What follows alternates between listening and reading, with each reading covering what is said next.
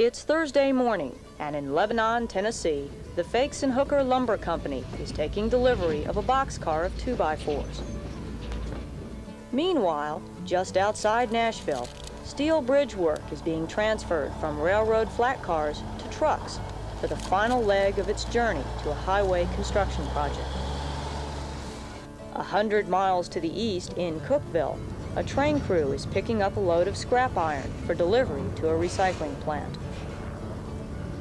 These and similar operations are a vital part of the economic life of communities all along the 132-mile route of the Nashville and Eastern Railroad. Beginning in Nashville, the line runs east, through Hermitage, past the company headquarters in Lebanon, down to Watertown, up to Gordonsville and Carthage, through Cookeville and Allgood, finally terminating in Monterey. It's what's known as a Shortline railroad, the longest of the dozen or so short lines serving Tennessee towns, off the beaten path of the larger rail systems. This line has changed a lot over the years as it has passed from one owner to another, growing and shrinking with the fortunes of the region. But one constant in its history has been its importance to the area's economic health. We're going to explore the role these rails have played in our community, learn a little about how a railroad operates, and discover something about the history and heritage of this Tennessee short line.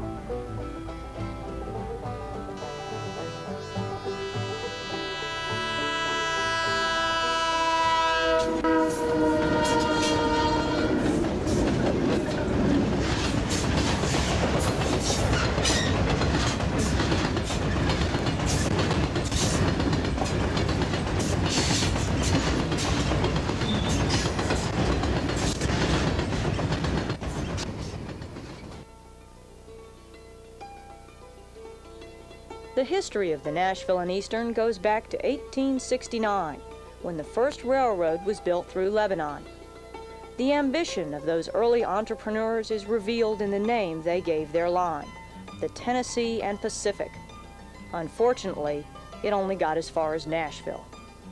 In 1877, Edmund W. Cole, president of the Nashville and Chattanooga Railroad, added the T&P to his line, which later became known as the Nashville, Chattanooga, and St. Louis Railroad.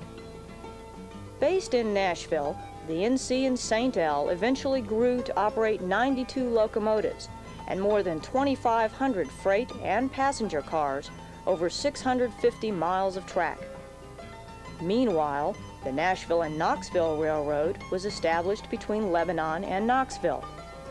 Eventually, this line and the Lebanon branch of the NC and St. L were combined to create the Tennessee Central Railroad.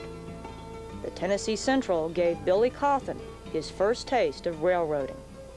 When I was a year old, we moved into a house just across the tracks here from the station at Lebanon, and I immediately fell in love with the trains. When I was real small, too small to come over to the station to watch them, I would watch them from our front porch. When I became a little older, I ventured to the end of the sidewalk here on Gay Street and watched the trains as they would go by. Especially I remember the passenger trains that used to come down. At that time, of course, there were still steam engines that operated. And even when they were just sitting and not doing anything, they still had an exhaust about them, and it was almost like a person that was breathing. And so the machine itself almost seemed to be alive. And then, of course, when they were working, when they were pulling the freight or the passenger trains or whatever, there was all that massive power and all the noise and all the great quantities of smoke that they produced. There's just always been sort of a romance about railroads that perhaps has not been prevalent in other forms of transportation. I spent most of my free time at the station.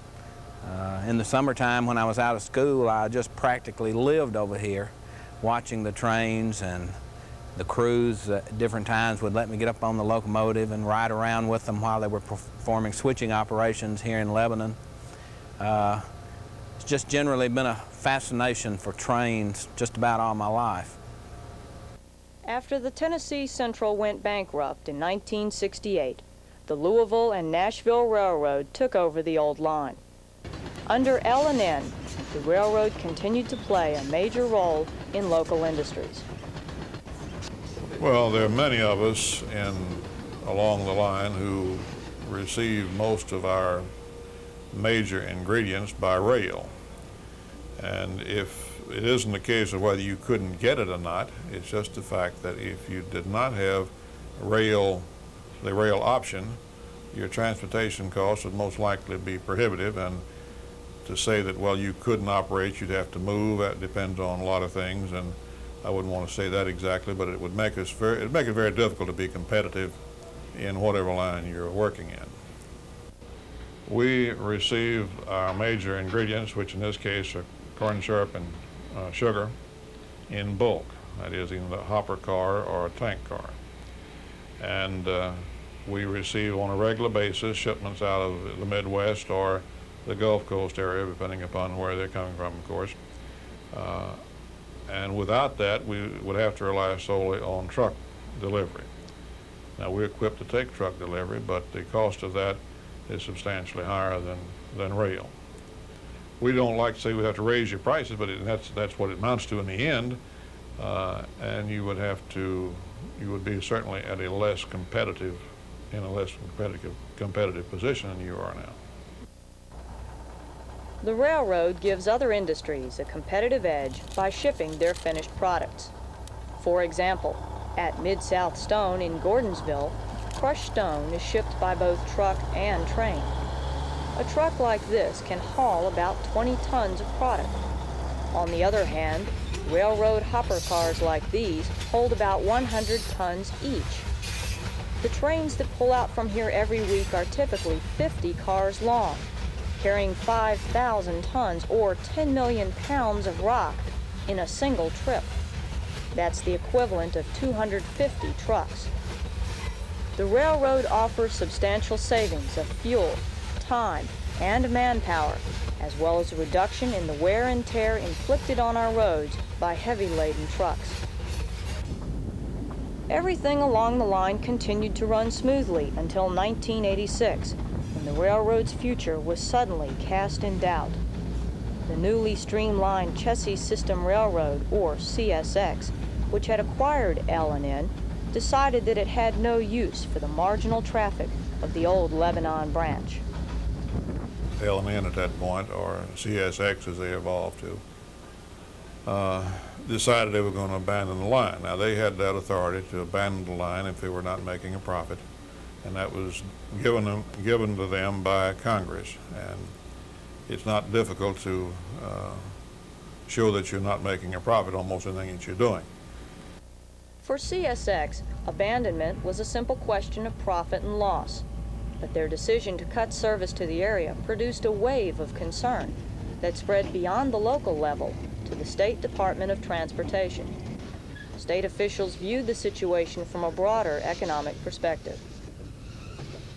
Every industry that comes into the state generally asks, what are your utilities like? Can I get water? Can I get power? Am I close to an interstate highway? And can I get rail service? So, Alan, that's primarily why we get involved in the rail program. That's why we got concerned as far back as 1976 when the major lines began to do an aggressive rail abandonment program. They called it at the time rail rationalization. The reason they had to do that is because they had to look at where they were investing their money. And you just lose a valid part of your transportation system once you lose one of the modes.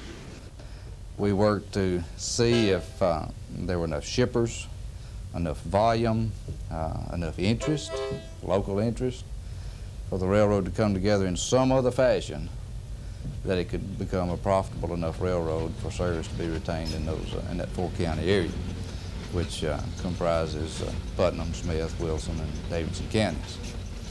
I saw just a tremendous spirit of cooperation among private shippers, the Chamber of Commerce people, the elected officials, mayors, county executives. It's kind of a thrill for me to be able to work in this type of thing, because I can see a real government action taking place that's is almost a reaction between the government and the private sectors to make government work. With help from the state of Tennessee, the Nashville and Eastern Railroad Authority was created. Formed primarily of railroad customers and city and county officials, the NERA was a pooling of organizational and financial resources for one purpose: to purchase the 132 miles of track spanning Wilson, Smith, and Putnam counties. On August 29, 1986, the NERA finalized an agreement to buy the line from CSX for $2.5 million. They now owned the track, but the authority had neither the desire nor the expertise to run a railroad. An agreement was reached with the chassis system to keep the trains running until a new company could take over the operation.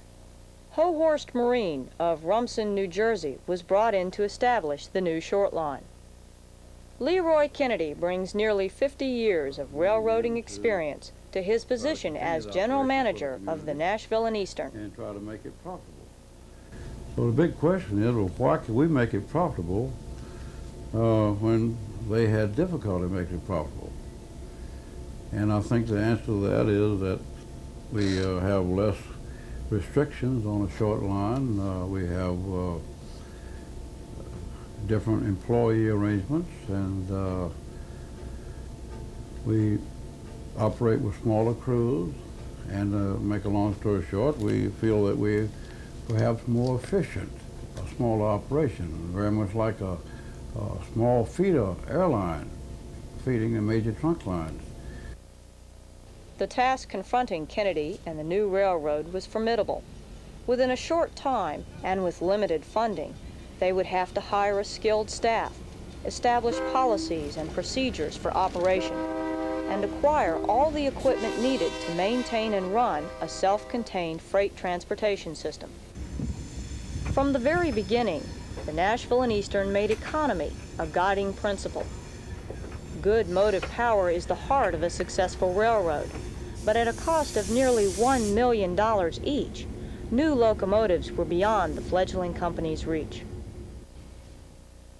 We went to the Santa Fe Railroad out of Claiborne, Texas, and we purchased 14 of their surplus locomotives that had been rebuilt in the late 70s, and certain work was done on them in the early 80s. Just like anybody that buys second-hand equipment, you expect to do some work on them and give them a little TLC in order to keep them going. We've done a lot of work on the locomotives, and one of the things that we're concerned about is it doesn't make them run any better, but we'd like to get them painted with our logo and look a little more impressive going up and down the track. Once again, it doesn't make them run any better, but some of the locomotives still have the Santa Fe logo on the side of them, and I'm fearful that some of the children around this area may grow up thinking that this is the Santa Fe Railroad, and that would be a terrible misunderstanding. We ran the first train across here on the evening of September 15th, 1986, and I could say that we got to Cocoa and back. We did get back. In the next couple of months, we had probably in the neighborhood of 47 or 48 derailments of various types. Nothing serious. We didn't have any cars turned over, but we had locomotives derailed and cars derailed, and because the maintenance on the track structure had been deferred for some time in anticipation of abandonment.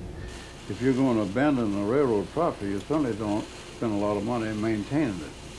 We've put in some 35,000 cross ties, and we've surfaced, lined and surfaced a significant portion of the railroad. Our principal concentration has been to make the railroad safe. Safety is a paramount consideration in operating a railroad. Dependable equipment and a safe right-of-way were only the beginning. The people who operate the equipment and travel over that track need very specialized skills. While the Nashville and Eastern workforce is small, only about 3 dozen, every effort is made to ensure that they have what it takes to keep the operation going.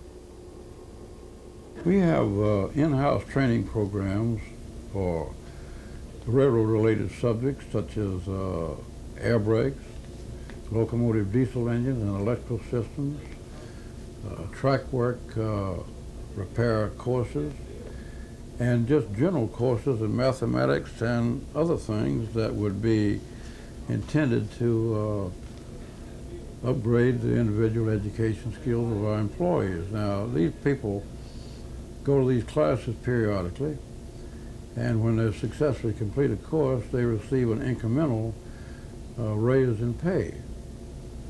The philosophy is that you earn more by learning more.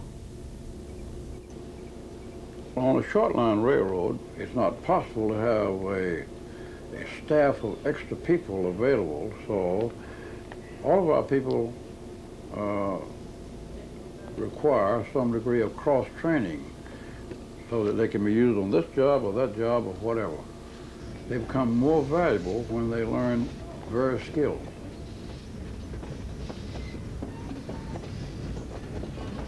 Nashville and Eastern operations are anchored on the western end by the DuPont plant. There's enough work here to keep a crew busy 8 hours a day, 5 days a week. Larger railroads usually have a minimum crew of 3 men per train, but this short line gets along quite well with just 2. Here at DuPont, those 2 are engineer Billy Coffin and conductor Tim Bebout. Our operation, we start at Stones River, which is approximately 7 to 8 miles from Old Hickory, and come to Old Hickory with our cut of cars, which is usually anywhere from 10 to 20, 25 cars. And we come out here and do switching and return after we do our switching anywhere from 12 to 5 o'clock and carry our cars back Stones River for interchange with CSX at Nashville. The primary responsibilities are that we bring in the raw materials and we also carry out the finished products which they make. The yard here at Old Hickory is comprised of about 5 or 6 different tracks. We have a total of approximately 100 or 120 cars on hand. We have to switch these cars around. We have to get out certain cars that DuPont may order. Switching is an essential part of any rail operation. It is also one of the most hazardous activities a crew can undertake. In the early days of railroading, before the invention of the automatic knuckle coupling, it was not uncommon for workers to be crushed between cars while trying to manually link them together. Even today, there is danger in the switching yard, and careful teamwork is essential. We have walkie-talkie radios that we confer with each other. I have a large set on the locomotive, and Tim has a handheld walkie-talkie, and we are in contact with each other that way. Tim gives me instructions as to the moves to make and how many car lengths to go and when to stop and so forth and so on. A little bit more.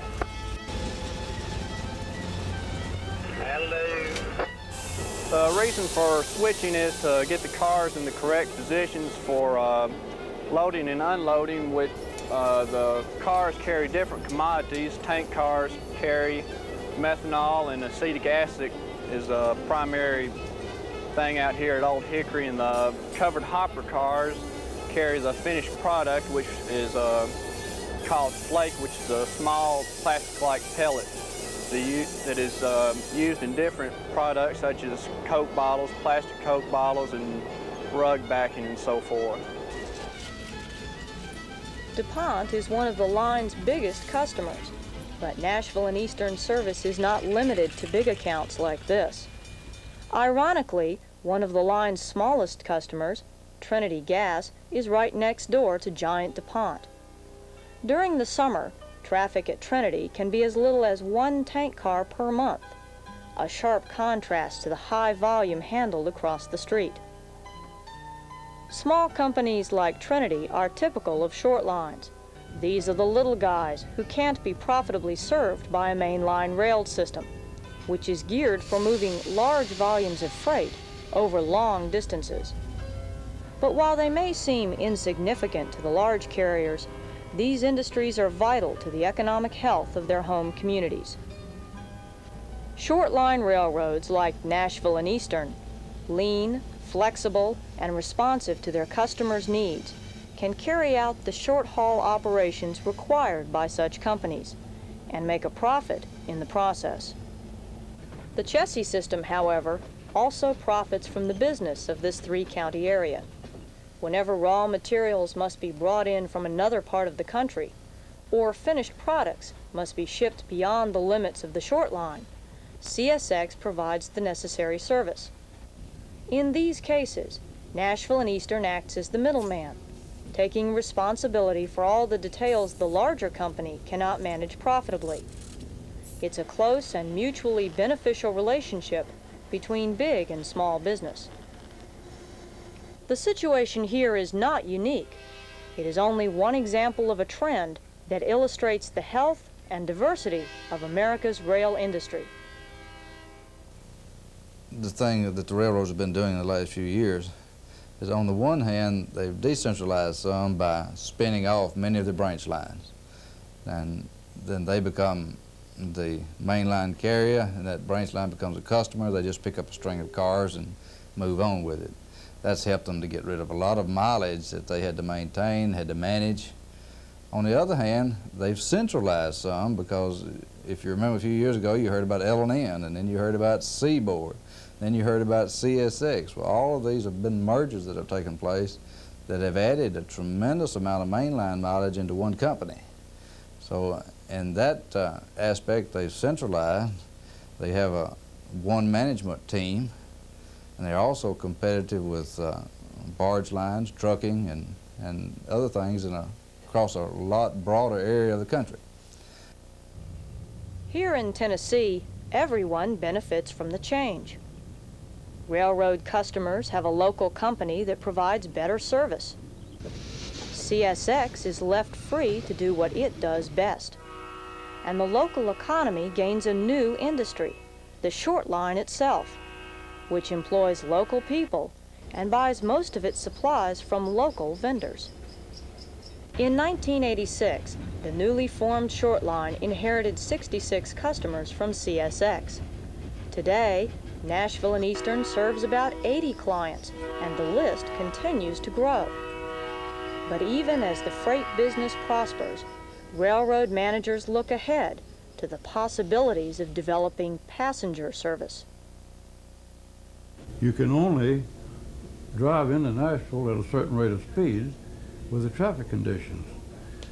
We feel like that some future time, and not too far off, can perhaps offer commuter service and allow the people of the surrounding areas around Nashville to enjoy the luxury of riding into Nashville via a train and arrive there somewhat earlier without frustration and relaxed. I think it's coming around. How long can you continue to widen interstate highways and handle the traffic? They're full the day that we get the asphalt on them. That's what it has to boil down to. When it gets to where the other systems can't handle it, then something else will have to be there to replace it. And I hope we're a part of it.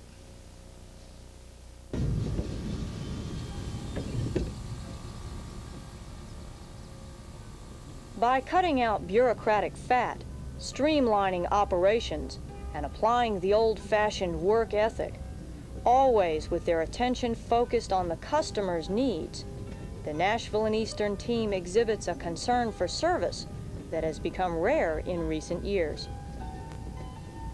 surely you can remember when you used to drive up a service station and get your windshield washed for you. And that's unheard of today. You wash your own windshield. And when you say that we're more flexible and more cooperative, it means that we do more things for the customer. That type of attitude is certainly transferable to any company, whether you run a service station or a grocery store or whatever it is, you know. It's being willing to do more for the customer. Nashville and Eastern has a role in keeping the economic base of our area broader than what it would be if you lost it. The way they're utilizing things, making things better now, I believe that you're going to see railroads in business for a long time. Railroading is just, it's different now than what it was 10, 15, 20 years ago when I first started to work. I think railroading has a future because there are certain things that they can do better than the trucks. There are certain things that the trucks can do better than rail. Our nation needs a totally balanced transportation system, and perhaps we're finally headed in that direction. The steel wheel on the steel rail is still the most efficient way to move goods. We are delighted to have the opportunity to operate this railroad over here. We're proud of our operation, and we want to be a part of the community. We are making solid progress, and we are growing. Our customer base is growing, and feel like we have a solid future, not only for the railroad, but for people in the community.